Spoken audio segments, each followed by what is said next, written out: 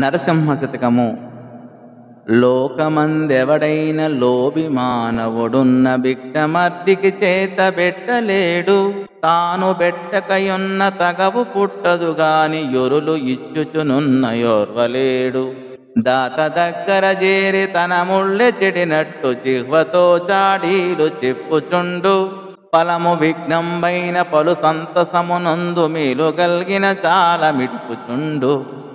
శ్రీరమానాథ ఇటువంటి క్రూరునకును భిక్షకుల శత్రువని పేరు పెట్టవచ్చు.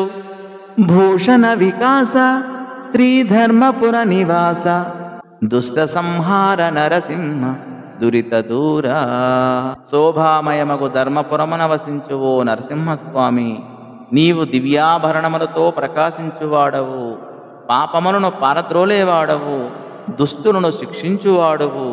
తండ్రి, పిసినారి ఎవరికీ చేయి విదిలించడు, విదిలించకపోయినా నష్టం లేదు, కానీ ఇచ్చేవారిని చూసి సహించలేడు. వారిని సమీపించి తనదేదో పోతున్నట్టు చాడీలు చెప్తాడు. ఆ మాటలు విని దాత దానం చేయడం విరమిస్తే పిసినారి పొంగిపోతాడు, విరమించకుండా సాగిస్తే వ్యధ చెందుతాడు.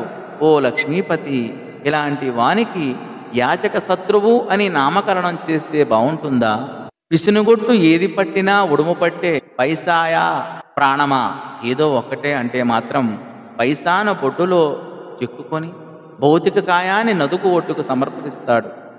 లేక దరిద్రులయ్యారు యాచకులు, ఉండి దరిద్రుడయ్యాడు పిసినుగొట్టు, అంతే తేడా అని ఈ పద్య భావము. ధన్యవాదములు.